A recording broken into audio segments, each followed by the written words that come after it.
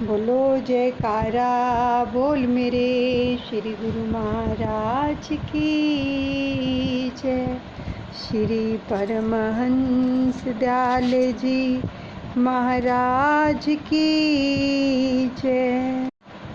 सर्वप्रथम हम अपने दादा गुरुदेव जी के श्री चरण कमलों में लाखों करोड़ों बार दंडवत प्रणाम करते हैं। सभी परमहंसों के चरणों में भी दंडवत प्रणाम करते हैं। और हम श्रवण करने जा रहे हैं अमर ज्योति दर्शन पंचम पातशाह जीवन चरित्र।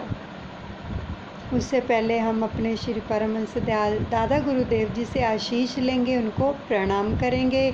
सभी परमहंसों का आशीर्वाद मिलेगा। बड़े प्रेम से गाएंगे। मेरे दादा गुरु महाराज तुमको लाखों प्रणाम, तुमको लाखों प्रणाम। मेरी बिगड़ी बनाने वाले तुमको लाखों प्रणाम। कोटि कोटि प्रणाम। अद्वैत का पाठ पढ़ाने वाले तुमको लाखों प्रणाम। कोटि कोटि प्रणाम। मेरे हापू बाबा जी तुमको लाखों प्रणाम। कोटि कोटि प्रणाम। सहित देही उड़ जाने वाले तुमको लाखों प्रणाम। कोटि कोटि प्रणाम। कोटि कोटि प्रणाम। आप बड़े ही प्रेम से श्रवण करेंगे।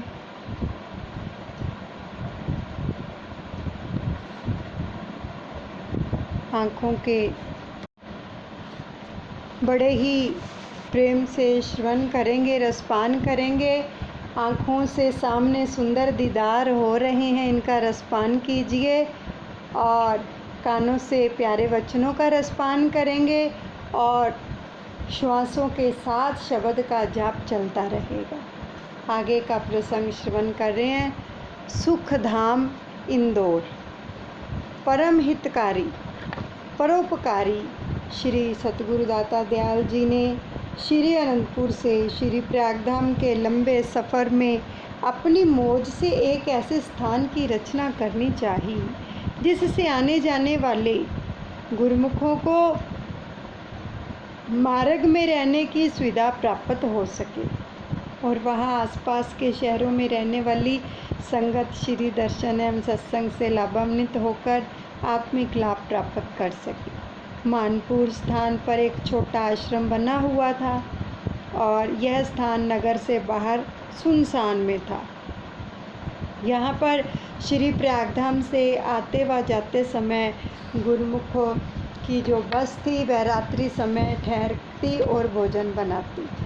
तो फरवरी सन 1999 में श्री प्रभु जी ने श्री प्रयागधाम से श्री अनंतपुर में आते हुए यहाँ कृपा फरमाई।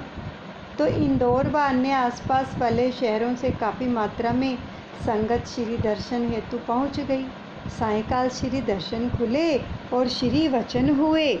बड़े ही प्रेम से श्रवण कीजिए वचनों को कि प्रकृति ने जगत में जो भी वस्तु बनाई है उसका कोई ना कोई उद्देश्य है, अवश्य है।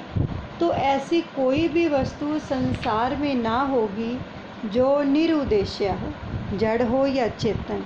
जड़ हो या चेतन यानी चाहे वो जड़ वस्तु उसमें जान नहीं है, जैसे वृक्ष हैं, पहाड़ हैं, है ना, ऐसी वस्तु इनमें चाहे जान नहीं है, लेकिन ये बिना उद्देश्य के नहीं है, इनका भी उद्देश्य है।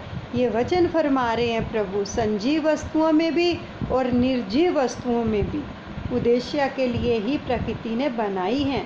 छोटी से लेकर बड़ी तक प्रत्येक वस्तु से कोई ना कोई उद्देश्य पूर्ण होता है। इस प्रकार आत्मा को जो मनुष्य जीवन मिला है तो उसका भी एक विशेष उद्देश्य, आत्मा को मनुष्य शरीर मिला है ना, हमारे शरीर के अंदर आत्मा प्रवेश करती है, तो इसका भी एक उद्देश्य है। मालिक ने जिस लिए यह मानुष तन प्रदान किया है इसे बहुत कम लोग जानते हैं। मनुष्य जीवन को सब योनियों से श्रेष्ठ और उत्तम कहा गया है, तो इस जीवन का उद्देश्य भी श्रेष्ठ और उत्तम होना चाहिए।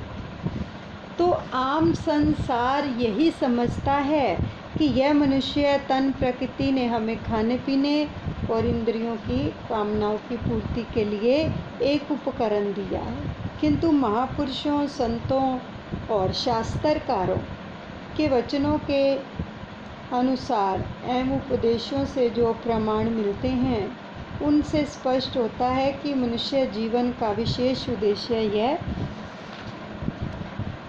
नहीं है। संसारी लोग मनुष्य जीवन के उद्देश्य और इसके मूल्य से अचेत रहते हैं।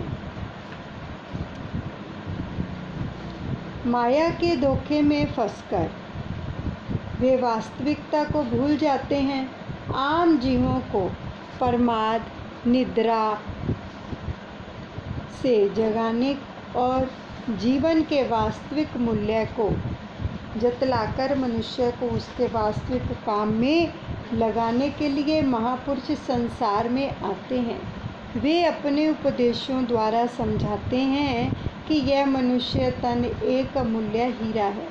इस मूल्यवान हीरे से मूल्यवान वस्तु को प्राप्त किया जा सकता है, इसलिए मन माया के धोखे में आकर इस अमूल्य हीरे को यूं ही गंवा देती है, वो ठीक नहीं है। यह विवेक व ज्ञान जीव को सत्पुरुषों की संगति से प्राप्त होता है। और कहा भी है, साध संग में चांदना सकल अंधेरायो रे, सहजो दुर्लभ पाइए सत्संगत में ठोरे। संसार में हर तरफ अज्ञानता का अंधेरा छाया हुआ है। संत सहजोबाई जी फरमाती हैं कि सत्संग में वास मिलना भी कठिन बात है। सत्संग में वास मिलना भी, यानी जो बैठकर सत्संग सुनते हैं, ऐसा सत्संग के अंदर वास मिलना भी बहुत ही मुश्किल है, कठिन बात है। बड़े सौभाग्य से मनुष्य को सत्पुरुषों की संगति में ठोर मिलती है। फकीरों ने भी कहा है, दर जवानी तोबा करदन शेवाए पैगंबरी सत, वक्ते पीरी गुर्ग जालम मेश्वद परहेजगार। जवानी में भक्ति करने से पैगंबरों वाला पद प्राप्त होता है। जिसने जवानी में अपनी सुरती को परमात्मा के साथ जोड़ लिया, वह संसार में पैगंबरों के समान मान सम्मान का अधिकारी होता है। लेकिन आजकल अगर किसी को कह दिया जाए जो यंग है कि सत्संग में आओ, तो वो क्या कहते हैं, अभी हमारी उम्र नहीं है सत्संग में आने की। तो देखो वचन क्या आ रहे हैं। अब वृद्धावस्था में उठना बैठना भी मुश्किल होता है। जब हम बुढ़ापा आ जाता है तो बुढ़ापे के अंदर कितने रोग सताते हैं। इंसान अच्छे से बैठ नहीं सकता एकाग्रता से, चौकड़ी नहीं लगाई जाती, कितनी बीमारियां घेर लेती हैं इंसान को। तो वृद्धावस्था में क्या भक्ति करेंगे। तो उस समय यदि पापों से मुख मोड़ा तो उससे क्या लाभ, कोई लाभ नहीं मिलता। जवानी में ही सब कुछ करना पड़ता है। अब कोई कहे कि उसकी 60-70 साल की उम्र हो गई है तो वो डॉक्टरी की डिग्री हासिल कर ले, पढ़ के कर लेगा, नहीं, जवानी में होती है। ऐसे ही जो भक्ति है वो भी जवानी में होती है, बुढ़ापे में भक्ति नहीं होती है। संत फरमाते हैं कि इसी वर्तमान जीवन के वर्तमान समय में ही कार्य करना है। यह समय जो अब हाथ में है उसी में से घड़ी दो घड़ी भजन के लिए निकालकर अपना जीवन संवार लो। कल किसने देखा है? किसी ने नहीं देखा। जो कुछ करना है अभी इसी समय कर लो। संसार के जिन पदार्थों के पीछे पड़े हो वे कितने भी एकत्रित कर लो, अंत समय सब यही छोड़ जाओगे। अब परलोक में केवल नाम और भक्ति की कमाई ही साथ जाएगी। गुरुमुख जन सत्संग के प्रताप से अपने जीवन के उद्देश्य को भली भांति समझ लेते हैं और इस मूल्यवान जीवन से परम लाभ प्राप्त करके संसार से प्रसन्नतापूर्वक जाते हैं। यही सच्चा लाभ है। सब संगत श्री दर्शन एवं पावन वचनों की अमोलक दात को पाकर अपने धन्य भाग मनाने लगी। अब श्री दर्शनों के तुरंत पश्चात अचानक ही बहुत तेज बरसात आ गई। स्थान बहुत छोटा था। सर्दी का मौसम होने के कारण अंधेरा भी होने लगा था। संगत जिन बसों में आई थी वह वापस जा चुकी थी बसें, और ठंड भी बढ़ती जा रही थी। संगत को दुविधा में पड़ा देखकर करुणामयी श्री प्रभु जी द्रवित हो उठे।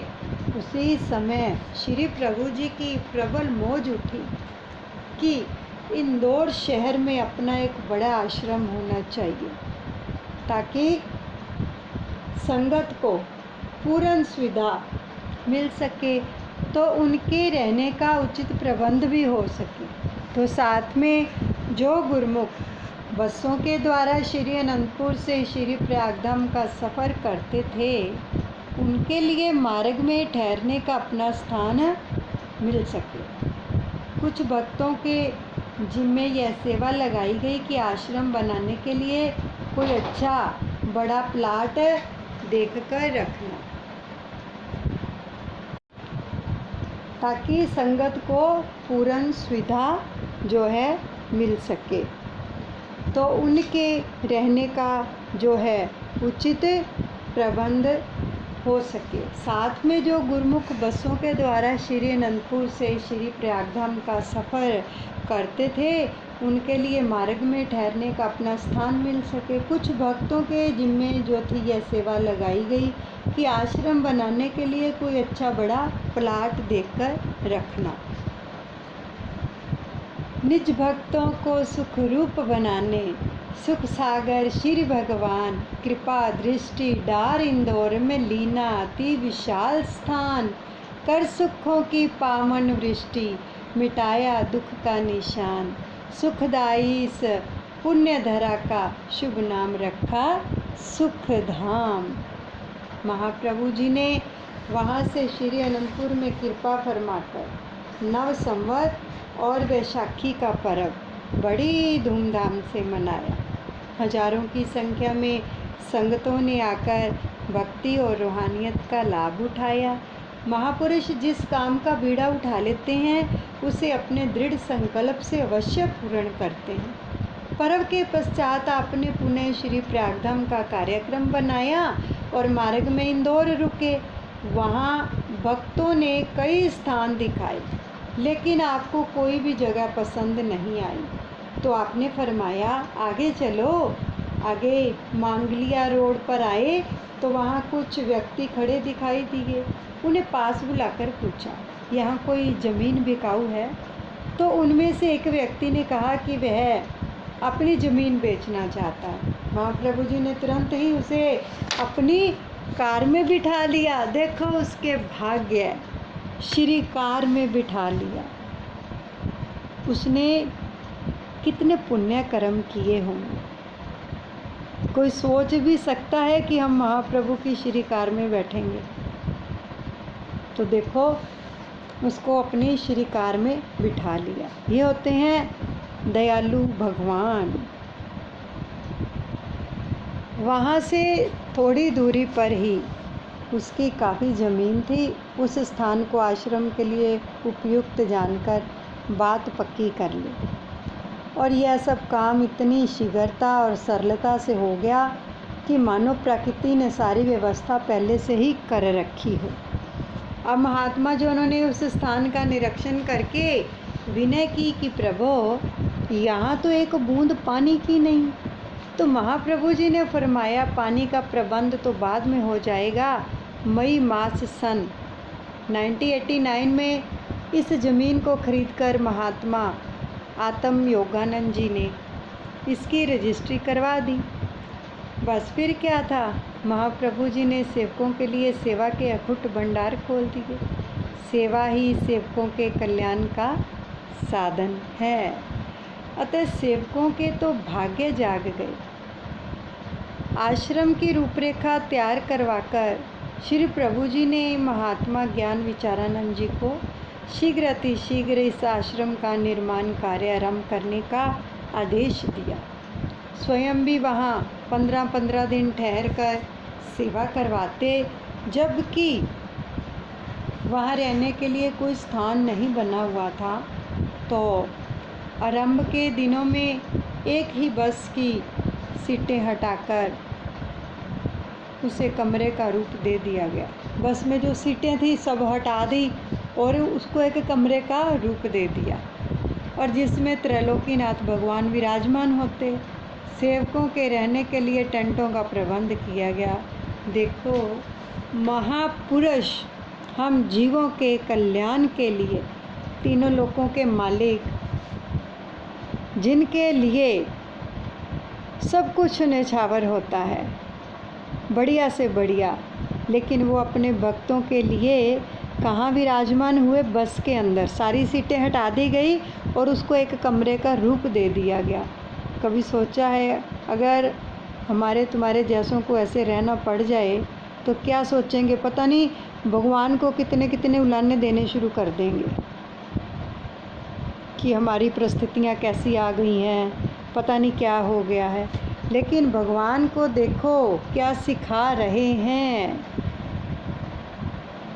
परोपकार के लिए अपने कोमल तन पर कष्ट सहकर क्या क्या नहीं करते हैं प्रभु। हमें सिखाते हैं कि दूसरों के ऊपर दया करके परोपकार करना चाहिए। तो बाकी जो सेवक थे उनके लिए टेंटों का प्रबंध किया गया। अब सत्य तो ये है कि महापुरुषों का अपने सेवकों से अतुलनीय प्रेम होता है। इसलिए यहाँ पर हम श्री चरण कमलों में ये 2 पंक्तियाँ अर्पित करेंगे। धन्य गुरु मेरे गुरु, धन्य तेरे उपकार ने, सेवकां दे नाल तेरे गूढ़े गूढ़े प्यारे ने।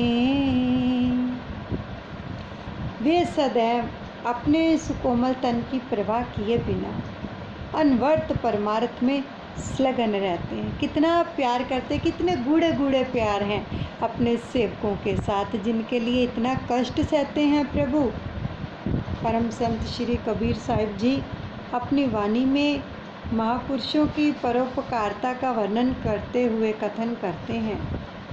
साध बड़े परमार्थी घन जो बरसे आए, तपन बुझावे और की अपनों पारस लाए।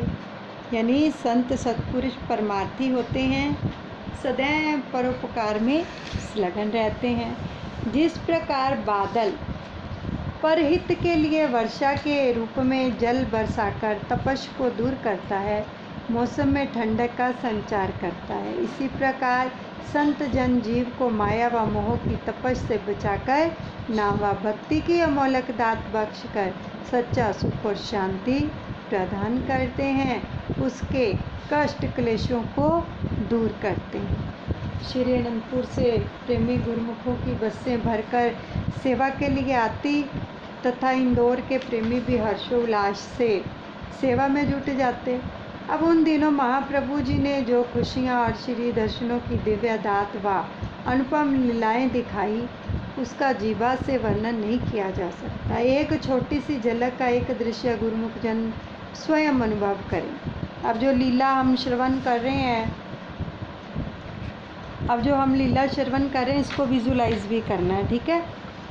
मई मास की कड़कती धूप और झुलसती गर्मी में तन बदन की होश भुलाए गुरुमुख प्रेमी दीवार बनाने के लिए ईंटें व सीमेंट का मसाला आदि लेकर जल्दी जल्दी सेवा में जुट जाते और गोह पर चढ़े हुए एक दूसरे को सम्मान देते हुए ना थकते। किसी के मुंह पर थकावट का चिन्ह दिखाई ना देता। महाप्रभु जी वहाँ पर आकर श्री दर्शन देते और फरमाते, गुरुमुख हो, आप सब इतने प्रसन्न क्यों दिखाई दे रहे हो? थोड़ी देर छाया में चलो ताकि गर्मी से राहत मिल जाए। तो भगत जन विनय करते, प्रभु आपके श्री दर्शन से ही हमारे जीवन में एक नई स्फूर्ति भर जाती है। ऐसा लगता है मानो चहुं ओर ठंडी हवाएं चल रही हैं। तो सेवा करते हुए न प्यास लगती है ना ही गर्मी लगती है। यह आपकी कृपा से ही सब हो रहा है। महाप्रभु जी ने मुस्कुराते हुए फरमाया, यह सब श्री परमहंस दयाल यानी दादा गुरुदेव जी की मौज का ही परिणाम है। उनकी मौज से जब सेवक सेवा में जुट जाते हैं तो उनको भक्ति का सरमाया मिलता है और महापुरुष उस मौज को पूरा होते देखकर प्रसन्न होते हैं। देखो अपने इष्ट देव की कितनी बड़ाई करते हैं, कितनी बड़ाई करते हैं पंचम पातशाह। तो गुरुमुख जन जिस टेंट में रहते थे उसी में ही लंगर ग्रहण करते।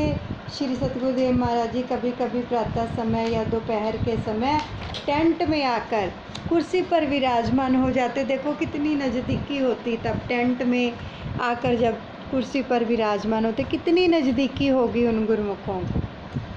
तो सबको अपने सामने बिठाकर भोजन खिलाते, अपने पास बुलाकर लस्सी पिलाते।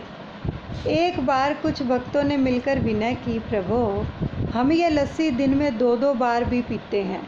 जब आप स्वयं इस लस्सी को पिलाते हो तो यह इतनी मधुर और ठंडी और स्वादिष्ट लगती है कि जिसकी तुलना में सभी रस फीके लगते हैं। जी चाहता है कि आप पिलाते रहें और हम पीते रहें, ऐसी आत्म तृप्ति और आत्म आनंद में झूमते रहें। तो महाप्रभु जी ने मुस्कुराते हुए फरमाया, गुरु दरबार के लंगर में इतना रस भरा है कि जिस समय महापुरुष इस पर दृष्टि डालते हैं और सेवक भाव विभोर होकर इस ध्यान दर्शन का लाभ उठाते हैं तो वही वस्तु अमृत में बन जाती है। सेवक अपने इष्ट की प्रसन्नता पाने के लिए सेवा करते हुए नहीं अघाते और महाप्रभु जी भी अपने सेवकों पर अखुट कृपा की दात बरसाते। महाप्रभु जी की कृपा से सेवकों की सेवा रंग लाई। पहले एक बिल्डिंग आवास के लिए बनकर तैयार हुई।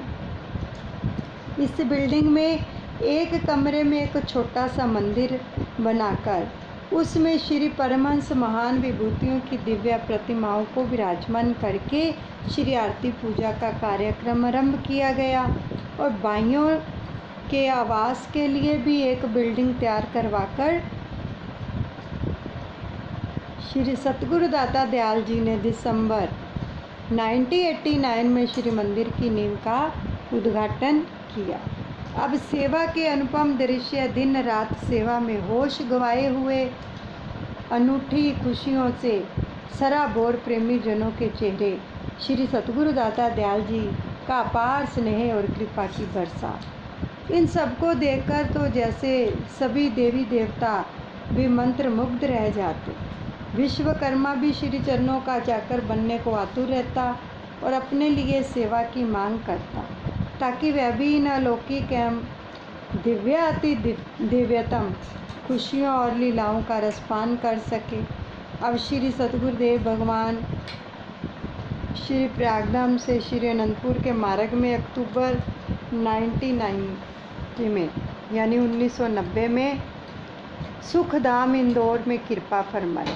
1990 में कुछ प्रेमी गुरुमुखों को वहाँ सेवा के लिए साथ चलने की आज्ञा प्रदान की और उन्हें फरमाया कि हल्का व छोटा या बिस्तर और जो है उसका ज़रूरत का थोड़ा सा सामान साथ रखें और वहाँ आवास के लिए स्थान पर्याप्त नहीं है, यानी रहने के लिए इतना बड़ा स्थान नहीं, इसलिए थोड़ा सा ही सामान साथ रखना है। तो वहाँ पहुंचकर श्री प्रभु जी ने फरमाया कि केवल 8 दिनों में आपको एक बिल्डिंग तैयार करनी, 8 दिन के अंदर एक बिल्डिंग तैयार करनी है। उस समय ना अधिक सर्दी थी और ना अधिक गर्मी थी। अब कुछ गुरुमुख श्री अनंतपुर से यहाँ पर सेवा के लिए पहुँचे हुए थे, तो आवास स्थान की कमी के कारण 15-20 गुरुमुखों के लिए टेंट की व्यवस्था की गई। और यह श्री प्रभु जी की लीला थी अथवा कुदरत का एक खेल, जिसने यह दर्शा दिया कि महाप्रभु जी को अपने सेवकों से कितना स्नेह और हित चिंता है।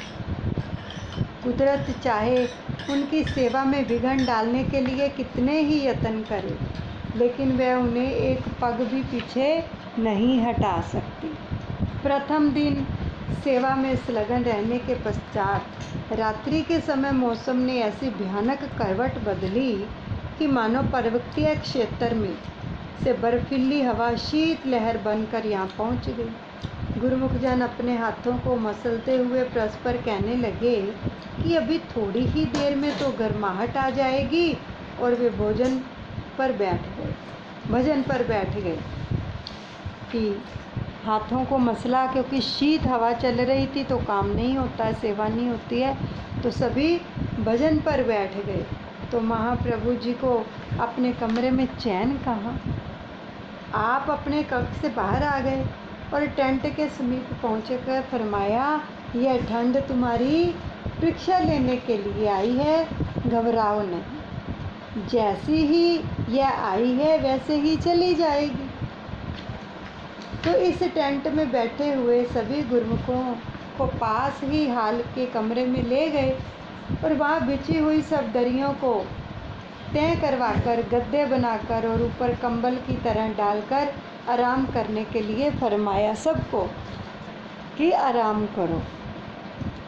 सबने श्री महाप्रभु जी के चरणों में दंडवत प्रणाम करते हुए विनय की, भगत वत्सल भगवान को अपने भक्तों का कितना ख्याल है। स्वयं सर्दी व अपने आराम की परवाह न करते हुए हमारे आराम का प्रबंध जो है वो किया है। देखो नीचे जो दरियाँ थी ना, वो सारी अच्छे से तय करके गद्दे बना दिए और कंबल की तरह उनको आराम करने के लिए बना दिया कि सभी आराम करो। अब प्रातः 5 बजे महात्मा ज्ञान सत्यानंद जी को बुलाकर फरमाया कि आज तुम्हारी पिकअप हेलीकॉप्टर की रफ्तार से श्री अनंतपुर में पहुँचे और साय समय तक यहाँ वापस लौट आए। अब इस पिकअप को अभी अभी श्री अनंतपुर में ले जाओ और वहाँ से इसमें बिस्तर स्टोर के सारे कंबल व कुछ गद्दे भरकर वापस सुखधाम में पहुँच जाओ। देखो क्योंकि सर्दी हो गई थी और प्रेमियों के सुविधा के लिए, आराम के लिए कितने तत्पर रहते हैं कि पिकअप को क्या बना दिया, हेलीकॉप्टर बना दिया। सुबह जाओ और शाम को वापस आ जाओ एक ही दिन में, इंदौर से श्री अनंतपुर। तो ध्यान रहे कि कहीं रास्ते में कोई दुर्घटना ना होने पाए। तो उन्होंने विनय की कि स्वामी जी आपकी कृपा से ही यह सेवा पूर्ण होगी। भाई चलाना भी ध्यान से, कोई दुर्घटना ना होने पाए, साथ में वचन किए। अब साय समय जब पिकअप वापस पहुंची और उसमें से बिस्तर उतरने लगे तो सभी गुरुमुख यह देखकर हैरान हो गए कि सफ़र के आने जाने के 16 घंटे और सामान पैक करने का समय मिलाकर कुल 20 घंटे का कार्य केवल 12 घंटों में कैसे संभव हो गया। 8 घंटे बीच में कट गए। देखो 12 और 8 20 और 12 घंटों में आना जाना, फिर बिस्तर जो थे पैक करके वहाँ पर रखवाए, वो समय अलग। अब महाप्रभु जी उसी समय निर्माणाधीन उस बिल्डिंग के पास कुर्सी पर विराजमान थे और गुरुमुख जन श्री चरणों में बैठकर नाश्ता ग्रहण कर रहे थे। तो आपने मुस्कुराते हुए फरमाया कि सभी गुरुमुख जितने जी चाहो कंबल उठाकर अपने तन पर लपेट लो और 10 मिनट भजन पर बैठ जाओ। आज्ञा फरमा दी, सिर्फ 10 मिनट। और सबने श्री मौज के अनुसार कंबलों के ढेर में से कंबल उठाकर लपेट लिए और श्री दर्शनों का दिव्य आनंद लेते हुए भजन पर बैठ गए। फिर पुनः सेवा करते हुए रात्रि समय जब आराम करने लगे तो फिर बर्फीली शीतलहर सामान्य सर्दी में बदल गई। तो 8 दिन तक श्री गुरु महाराज जी की अनुपम लीलाएं और श्री दर्शन के नज़ारों में सेवकों को सेवा का सौभाग्य मिला और उस बिल्डिंग का निर्माण कार्य पूर्ण हो गया 8 दिन में। इस प्रकार सेवकों को सेवा के सच्चे धन से माला माल कर आपने श्री अनंतपुर में कृपा फरमाई। यहीं पर हम विश्राम देते हैं और अपने दादा गुरुदेव के चरणों में सब अर्पण करते हैं। अनुचित क्षमा करें।